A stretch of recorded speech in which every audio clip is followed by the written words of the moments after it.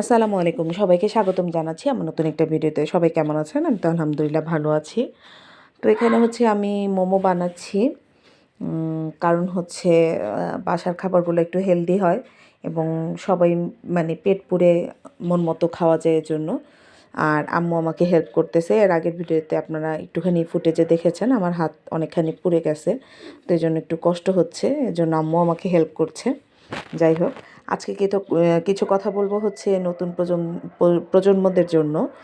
আম আমরা আমাদের সময় অবশ্য আমরা অনেকটা ছিলাম যে বাবা-মার সাথে অনেকটা রেসপেক্টফুলি কথা বলি।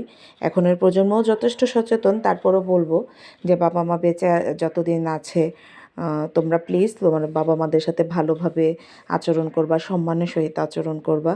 কারণ হচ্ছে কি যে এতটা গরম, এতটা শীত যায়, তারপরও কিন্তু মায়েরা বাচ্চাদের জন্য রান্না করে, কষ্ট করে রান্নাঘরে যেয়ে।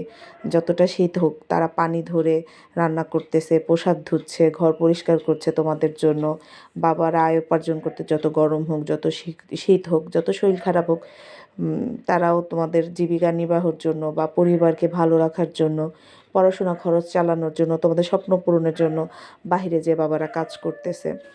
আর এই মেসেজটা আমার তরুণ প্রজন্মের জন্য, এই জন্যই, সেটা ছেলে হোক মেয়ে হোক, এরা বর্তমানে আমাদের যে তরুণ প্রজন্ম এরা মাশাআল্লাহ অনেক বুঝে, অনেক ভালো। তারপরও আমি বললাম এই কথাটা, কারণ যখন বাবা মার ছায়া আমাদের মাথার উপর থেকে চলে যায় না, তখন ভীষণ একা লাগে। আর হচ্ছে বাবা মাকে যথেষ্ট শ্রদ্ধা করে, তারপর আমি আমার নিজের দিক থেকে বললাম, যেহেতু আমি নিজেও মা।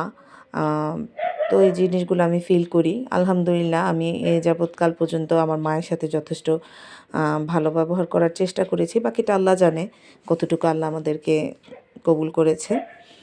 তো যাই হোক, অনেক কিছু বলে ফেললাম। এই যে এখানে পরদিন সকালে আমি হচ্ছে কলা দিয়ে, বেশি করে কলা দিয়ে আর হচ্ছে অল্প একটু ময়দা দিয়ে হচ্ছে একটু পিঠার মতো বা কেকের মতো যেটাই বলেন করে নিয়েছি। যাক, সবাইকে আসসালামু আলাইকুম।